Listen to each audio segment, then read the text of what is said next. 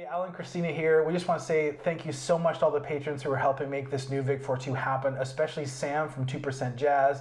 2% Jazz has been hugely instrumental in helping us get this going, so go there and drink their coffee. We can guarantee it's absolutely fantastic. Today, for the first one, we're going to be featuring Ian Chisholm. Ian's one of the founders of Roy Group Leadership Training, and we thought that he would be a great person to start off with because of the way he's helping people change their leadership and find their unique abilities. All right, so let's go meet Ian Chisholm. The first thing we want to know is a little background on you. So give us you were born till end of high school. Give us that background. Where'd you come from? How'd you get there? That sort of stuff. Born in Edmonton. My mom and dad were still at university. So they were in university when you were born. That's a lot of commitment. Are you the oldest? Yes. Oh. Of how many? 3. My birthday is exactly 9 months after reading week. Interesting, hey? No, it's true. Not a lot of reading was happening, I guess. So I spent the first few years in Edmonton. My mom and dad returned home to the family farm in Saskatchewan, which my grandparents lived on, and my great-grandmother lived on, and her family was there before that. Okay. I think we're one of only 4 or 5 farms in Saskatchewan that's 5 generation. Oh, really? Which is surprising, right? You Yeah. think that people have been there for hundreds of years, but... Yeah. So that's interesting how that all started with a land grant from the Canadian government saying this is cheap land, which I always thought was kind of cool. Yeah. And in light of the last few years with reconciliation, I'm just realizing that, that was a nice big privileged land grant that was written to my grandfather. Yep. But super proud to be from Saskatchewan. Super proud to be a farm kid. How old were you when you moved to Saskatchewan? 4.5. Oh, so So still started young. kindergarten. Yeah. Living in my grandparents' house with my grandparents, taking the bus into That's school. awesome. How long was the bus ride? 2 miles. Wow. Our farm is pretty close to Maidstone. Yeah. I complained that I had to bike 3 blocks to school. Right. This was daunting because kindergarten through to grade 12 all rode the same bus. So you literally, over the course of your school life, moved to the back of the bus. Was it that noticeable? No, it was, unless you were super cool, maybe you faded to the back early, but that was not my situation. I was going to ask, were you an early fader or were you a late fader? Late fader. Late fader. All of the stuff that comes with that, when I think back to the risk we took as kids with snowmobiles and ATCs and quads and pellet guns and bear masks, hunting my friend's little brother. Stupid amount of risk taken as a child, and really awesome. I think that was an era thing though too, right? I just think, it would be unacceptable today, but it was awesome back then. Yes, it was. To just go for it. And we're still alive. And we're still alive. Yeah, so not me. I'm sure statistically there was a price paid by our generation for that. Yeah. I don't know anybody that was hurt Yeah. terribly, but I'm sure it happened. So when you were in Saskatchewan, how long were you there until? Till I was 17. Oh, interesting. Okay, and then where'd you go after 17? So every second Christmas, we would come out to Victoria to see my aunt and uncle who worked at Pearson College. My uncle was the biology professor. My aunt worked for the BC government. Got it. So every second Christmas they came out to Saskatchewan, and on alternating Christmases we would come out here and have the entire Pearson College campus to ourselves. That's kind of The cool. pool and the kayaks and everything. It's kind of cool. It was awesome. Yeah. So I knew I wanted to apply to a UWC. So when I was 16, I applied to Pearson College to represent Saskatchewan and was told that I didn't get in, which was heartbreaking. First of at least 2 major heartbreaks in my life. And 2 weeks before school started in grade 12, a North American boy turned down his spot at the United World College in New Mexico. So they were out and I was in. I like packed a hockey bag and went to New Mexico, Okay. which was awesome. Yeah, that's Best 2 years of my life. really. Oh. And how old were you? That was like. Got there when I was 16, quickly turned 17, and then you're there 17, 18, and then start university a year late. Wow. But kids from, I think, 93 countries the years that I was there. Yeah. 2 Canadians in my year. Awesome. And so how did that experience shape you? Because that's not a normal, like that's not everyone gets that experience, right? So what was that, like what did you get out of that experience the most, do you think? So personally, it was the first time I had ever felt healthy. So I had really bad asthma as a kid. Yeah. Still have it, but it's not very serious. And there was something about living in the desert and mountains of northern New Mexico that my asthma just disappeared. So I went from being like somebody who wasn't very active and somebody who was, kind of a bookworm and just not not called to activity. And I had so much energy, I needed like 4 hours of sleep a night. It was transformational. It was awesome to feel that good at 17. And what about like emotionally and culturally, like what? Yeah, socially to go from a place that was pretty homogeneous. Yeah. Although interesting intersections of growing up on the prairies, like when people came from Vietnam. Yeah. I forget what year that was, 84 or something, when there was a mass immigration to Canada from Vietnam. Yeah. Maidstone took a lot of those families. But in large, it's a pretty homogeneous place. So to all of a sudden be like in a place that has 90 plus countries, all with different values and norms and what's cool and what's not cool. The schoolwork was pretty heavy duty compared to what I had been used to doing. The activities were amazing. So you're just like living, working, playing 21 hours a day for 2 years straight. Like you just don't stop. Wow. So that was awesome. Just the amount of friction between cultures. Yeah. You learn a lot about the way you really want to be with people from around the world, not just what does it mean to be a 17-year-old from Maidstone, Saskatchewan, which up until then I thought I was doing a pretty good job of. We all do at that age. Invincible. And so what was the main thing that taught you then, do you think? Like if you're looking back on it now?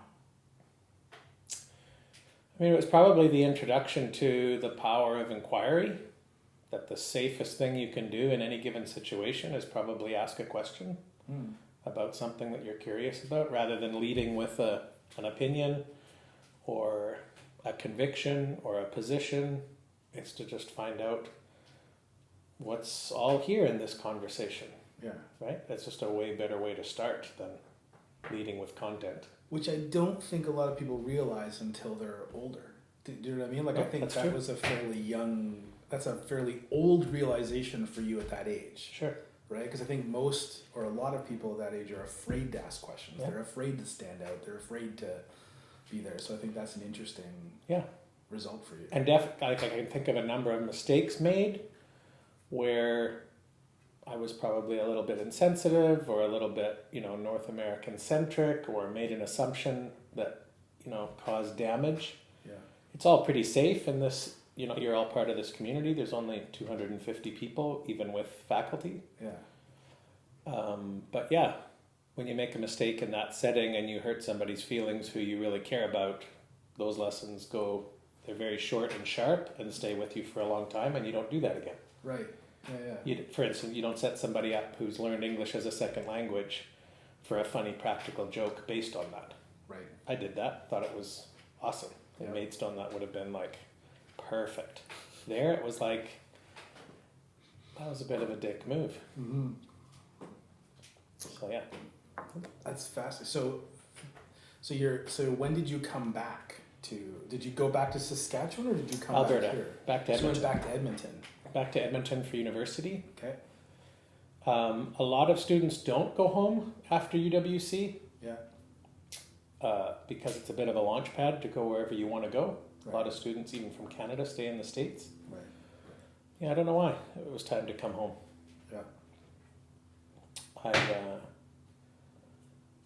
I love Edmonton, so that was a draw. It was close to home. My grandparents were now, a few years older, so that was kind of a golden time with them just down the road. Yeah. Our farm is about 3 hours from Edmonton. I think the expectation of my family was that once you do this thing, then you'll come back and go to university where we went to university. Right. And there was a certain amount of weight in that I didn't push against. So Yeah. I came back to Edmonton. And sadly did really not love university. If I map out the theme of learning in my life, there is like this 5-year low that sadly represents my time at university. What were you studying? Yeah. Biological sciences, because I wanted to be a doctor. I wanted to be like a prairie GP. I wanted to be overworked and a generalist, and that was like the only goal I had. Second heartbreak in my life wasn't even close. Wasn't even close to getting in. Delusional. Made myself do a degree in biology and chemistry and clawed through it every day. It was against every instinct in my body to finish that thing. And my marks showed it, and they were like, no chance. No, sometimes there's hard decisions to make about who gets into med school and not. With you, it's not even a hard decision, not even close. So, you failed med school. I mean, So wait, what did you walk away with for a degree? BSc, Bachelor Okay. of Science. Okay. I said 5 years, not 4, because in my third year, I was just so desperate to get out of where I was and international again that I took a year of university over in Scotland. The university had an exchange program, and they actually let me take pre-med over there. There's really no such thing as pre-med in North America, even though people say they're in pre-med. I mean, I was in pre-med in my own mind. Really, I was in post-high school biology and chemistry, but they let me study gross anatomy, physiology, and biochemistry in Scotland, and I loved it. There was something about the way they do university in the UK. It's more discussions, more like get your own work done. We're not going to spoon feed you, less memorization, more discovery. And I did really well. So I thought I was on track, but came back, and the last 2 years here were not good. So what does that mean they were not good? Like you just didn't work, it didn't fit for you? Well, yeah, it was just a simple game of you needed a 9. University of Alberta uses a 9 scale. So you needed a 9 in a chemistry course. So the smart kids bag their 9 in year 1 when it's basic chemistry. If you get a 6 in year 1, then you're going to bag a 9 in second year chemistry. And then that gets pushed to year, for me, 4. And then finally you're in your last year of university where it's like seriously tough stuff and you have to bag a 9 in chemistry. Ouch. And I just thought that my manner with patients would win the day. That was my daydream of being with people when they were at their most human, feeling very vulnerable, and somehow being a source of something for them in those moments that would be a really positive influence. Good news or bad news, I just had daydreams of being with families, delivering tough news, and helping them figure out the way forward. Okay, so that's really interesting to me because if you take that and fast forward it to today. That's much of what it feels like to do a lot of my work. No, Yeah. absolutely. So I can. No, I didn't realize that what I do now was even a job. Yeah. Like who grows up in high school saying, I think I want to do leadership development. Yeah. Nobody. You want to be a doctor, lawyer, ice hockey player, stuntman, or police officer. Fireman. Everyone wants to be a fireman. Fireman, K6. I just loved ER, St. Elsewhere. I loved medical. I loved medical dramas, and it was just so easy for me to want that to be my week.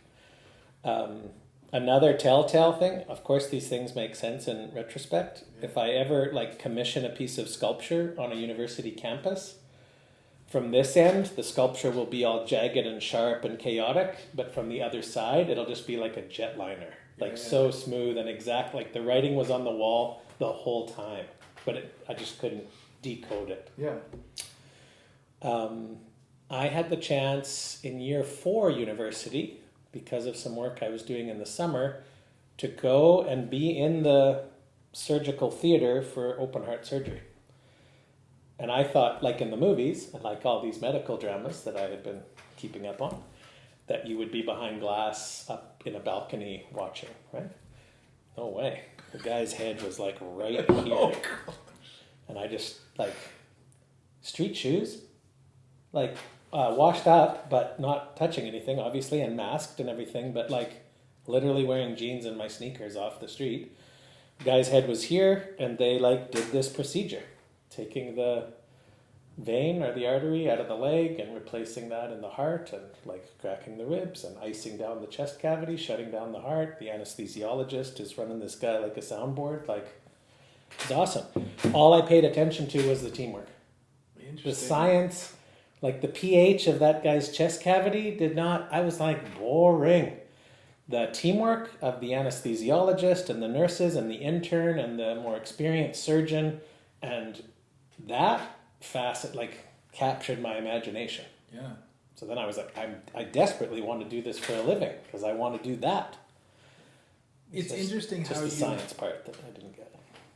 You had this underlying kind of desire and structure, like a makeup of who you were and what excited you. It was all there.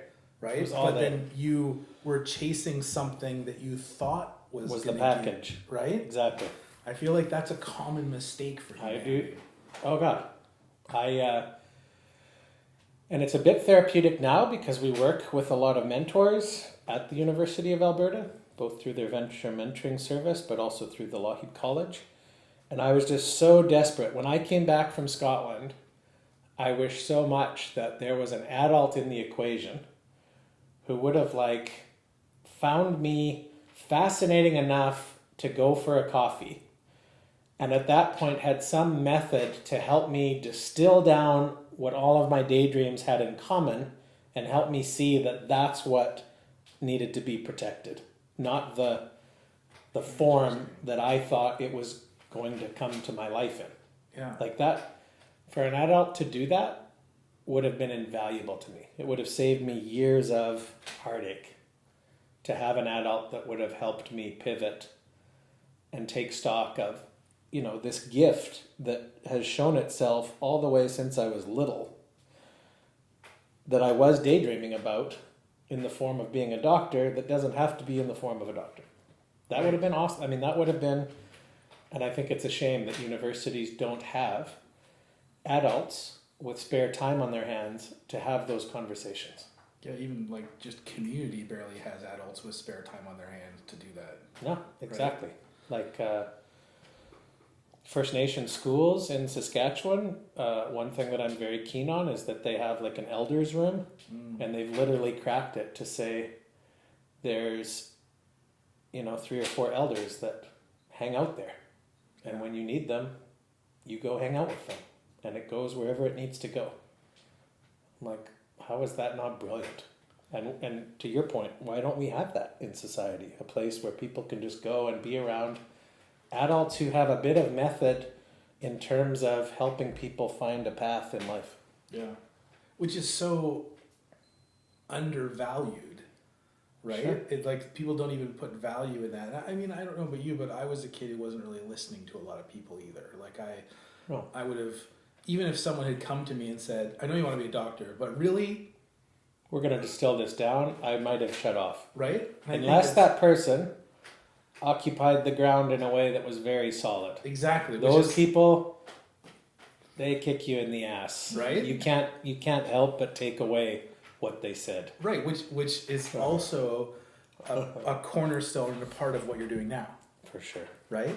So walk me through when what you're doing now started for you. So you've gone through, you kind of moved around, had these experiences back to university where you had like some horrible experiences plus 1 year of like, oh wow, I really get this. plus you come back. What was the path to the beginning of what you're doing now? I mean, it was the failure of not getting into med school. Very clearly, in the house that I lived in the last 2 years of university, my old boss from Scotland, I had worked in a pub in Scotland and became very good friends with the owner, a guy named Jack Bruce, who's just a beauty. He had come over to go skiing. We were in my living room, sitting on my great aunt's furniture, and like 10 letters from med schools arrived the same day. And they were all like, "We're sorry to inform you." Like 10 of them. Ouch. Like, open another one. And Jack Bruce just kind of patted me on the back and said, like, "Don't worry, you'll land on your feet." That was it. We went and skied our brains out. Like, so yeah, that was the start. Not getting into med school was the start of the rest of my life.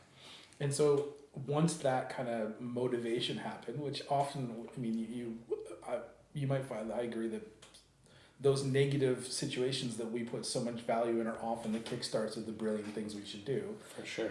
What was the path for you from that negative experience of like all this emotion and whatever the feelings were and all that emotion to the beginning of like, when did you see what you're doing now as a career path? Like, what was the transition from that moment of, hey, you're not going to make it, to what you're doing, like the beginning of your path now? Well, the other thing that I think is interesting is that it's always usually a thread that's already in your life, but you just thought it was extraneous. So 5 years before that moment, my dad sent me on something called Operation Enterprise, which was for grade 12 students who are interested in business. I was not interested in business. My dad's interested in business, right? He's an accountant and he's really savvy on that front. But he really felt strongly that this was something that I kind of needed to add to my quiver. I was like, okay. Like I said, I just never pushed back on authority very much. If my dad thought this was something I should do, then I was like, okay. So I went on Operation Enterprise, lit it up, had a great time.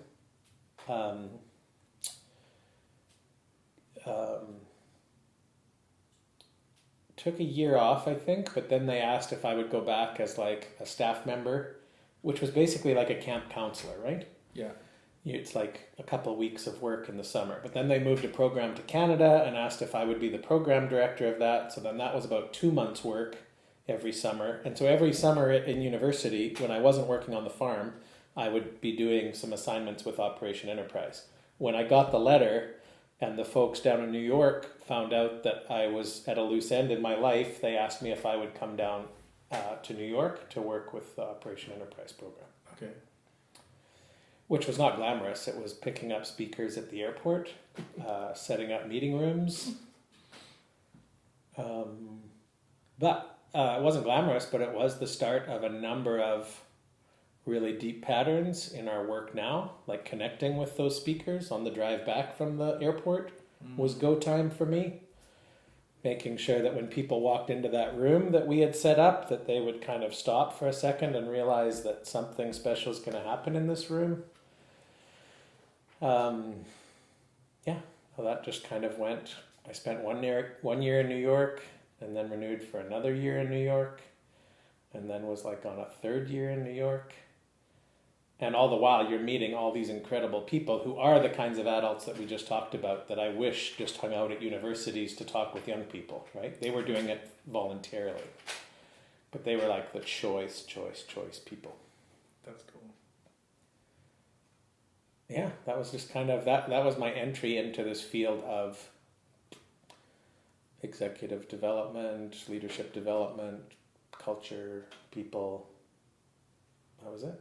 So give me you have an interesting saying that I think is, what you're kind of talking about is mentorship. Let's like really at the core, right? Okay. You have an interesting saying about the fact that you can't really call yourself a mentor. That's true. It's something you have to earn from somebody who sees you that way. That's true. Where did that start for you? Like, where did that idea culminate for you?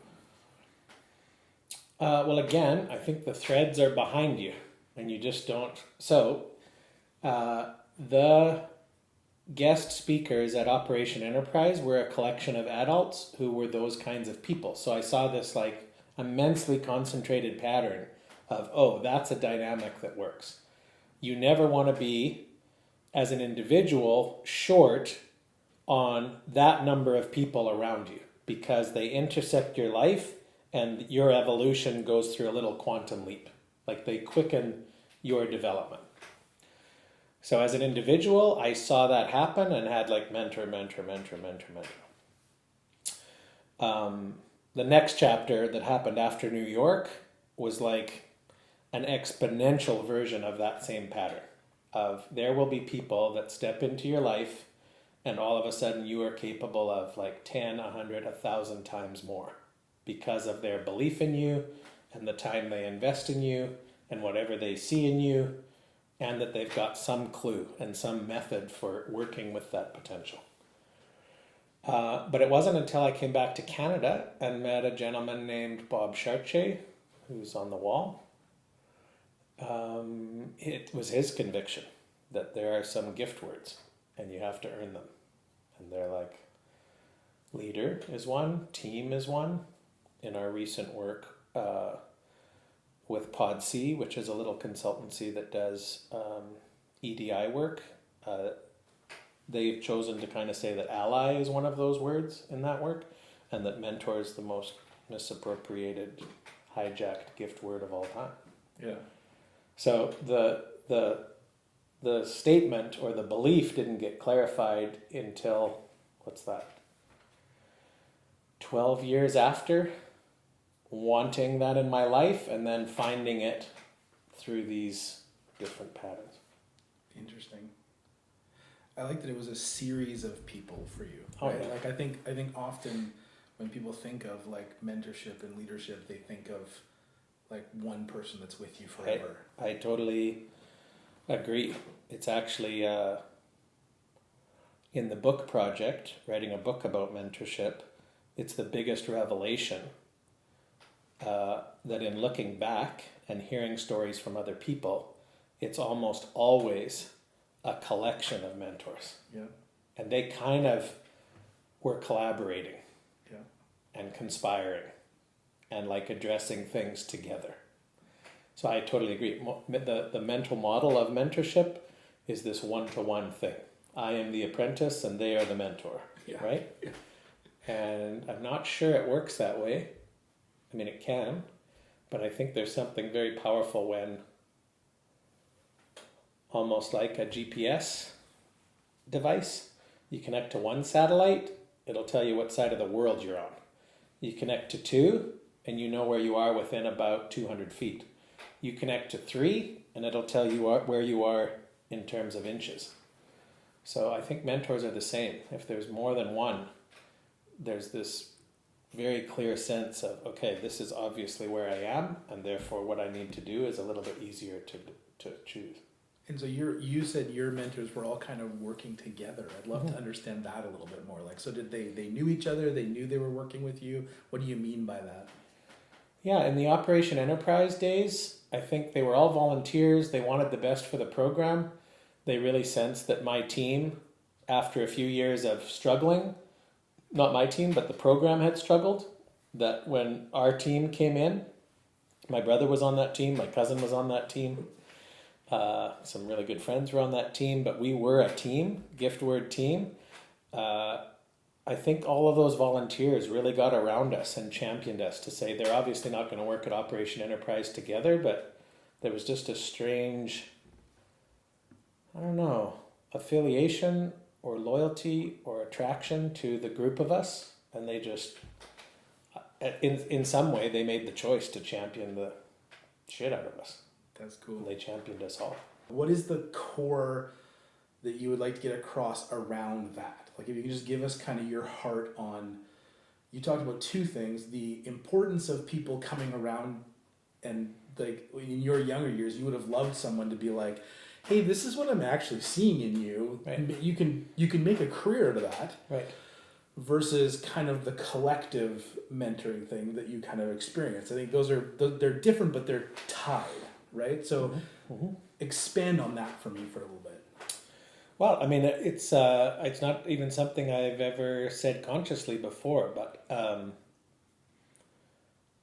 like nostalgia as a word means like an untended to pain, and I just think that so often our purpose in life comes from some untended to pain. So the fact that I was missing that as a young person and really wiped out, I mean, it was not pretty, really heartbroken. And ever since then, I think I've just had an eye out for like, okay, that was not cool. And I unconsciously, right, would like to start, I'm now fascinated in this behavior. I'm now fascinated in this arena of who gets this, who doesn't get it. What are the conditions that makes it work? What ruptures the conditions? Yeah, I think it just, the things that kind of hollow you out also create space for you to hold something. Mm. So, yeah, I've never made the connection between that university experience and why I'm endlessly curious about the dynamic of mentorship. And I feel like there's something between those two experiences too, right? Like this was what you're talking about kind of like that nostalgic feeling of, hey, I'd like to solve this leftover whatever, right? Mm-hmm. Versus the people coming around you Right. to help you with that, right? So those are they're two different experiences. So talk about that one now. Like if this one is that kind of what you were just talking about, what is this experience with the whole crew coming around you? How does that help fill that and set your direction? Well, the New York experience, which was kind of volunteers, a constellation of volunteers around us, matured. The next assignment was over in Scotland, where for the first time I reported to a board of directors, which was really just an extension or a deepening of that same pattern, although now they were officially committed to either helping me be successful in an impossible little task or replace me. So all of a sudden that investment in me, that care of me, that challenging of me, that support of me was locked in. They had agreed officially to do that. And that there's a number of people from that experience in Scotland that were directors on a very, very powerful board. Disproportionately powerful for the size of organization that we were. The founder of the organization had assembled a very, very special group of rockets. I mean, they were amazing people.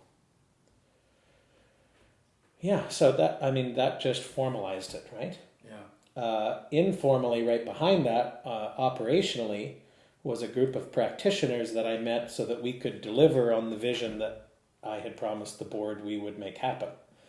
And that's a whole other group of people who have earned that word in my life in a way that I doubt they could ever unearn it. And maybe it's because I was in my late 20s. Maybe it's because I was in way over my head. Maybe it was because at some level failure was not an option this time. Mark Bell, Robert Henderson, terrific, incredible people that have really shaped the way I work and what I care about.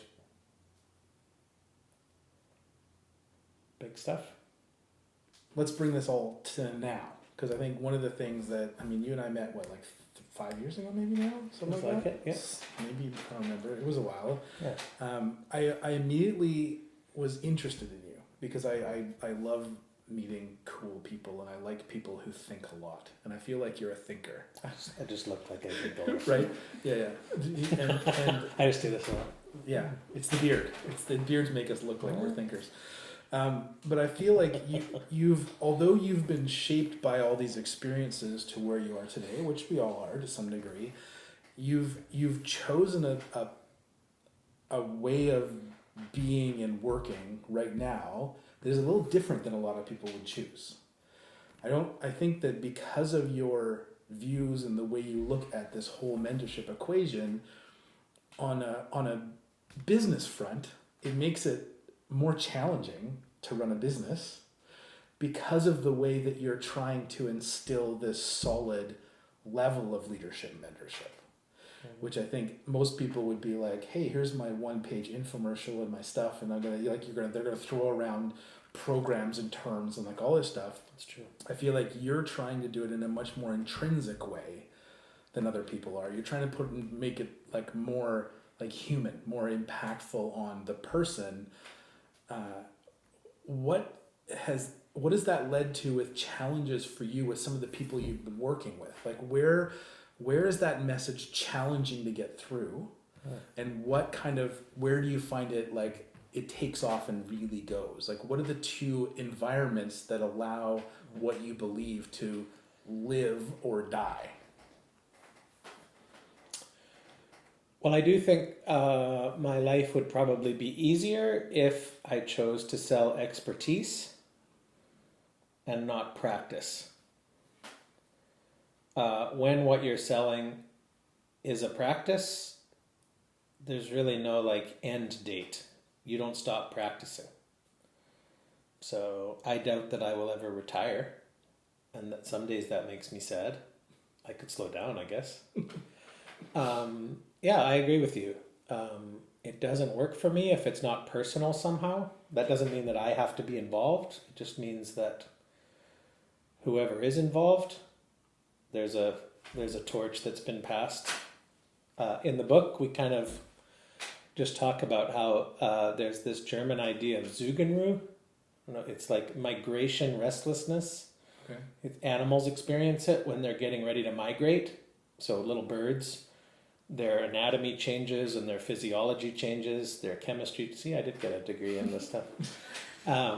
It's really quite dramatic and not easy on them because it's like this really gross transformation, but they're getting ready to take on a journey that they know they have to. And it's undeniable. And so they just go with it. Elk go through it. Lots of animals go through it. I think for a lot of people, we have something similar inside us that wants to go from being successful to being significant in the lives of other people. That somehow that acquires a currency that we actually would like. I think some people experience it earlier than others.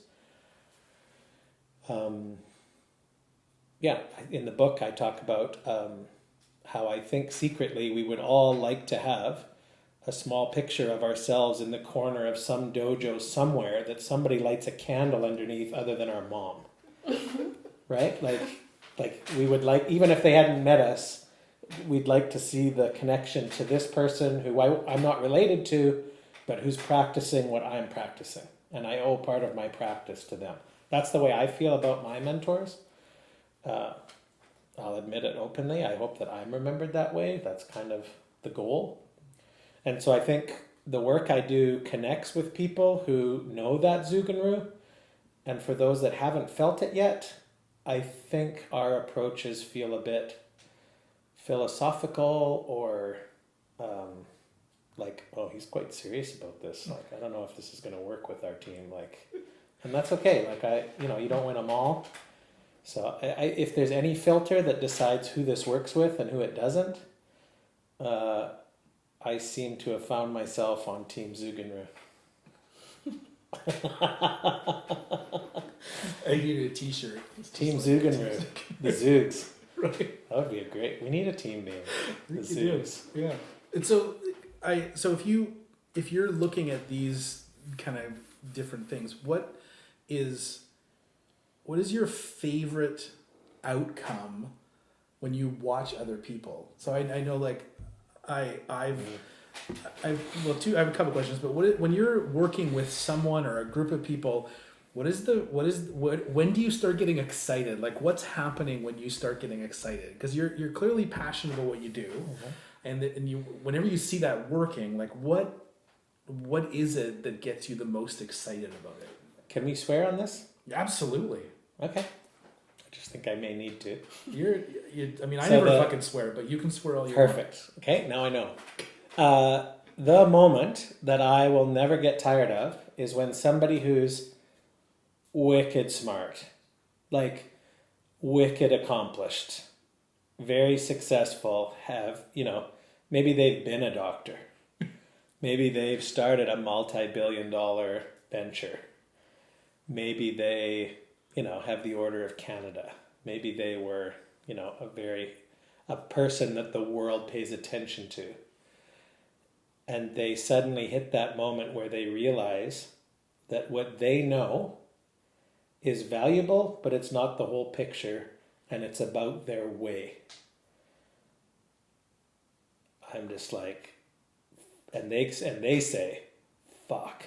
Like there's a piece of the puzzle that I have ignored my whole successful life that's about making the other the focus of my full attention, being fascinated with their experience, where they are at, the options that they have, and that somehow the way that I conduct myself could change what's possible inside this person and then around this person. When they realize, that's not magic, but it is the closest thing to real magic that human beings get to. When they realize that that's something that they now have to master, that's the best. I genuinely feel like I have just been a part of giving the world a very big gift when that happens.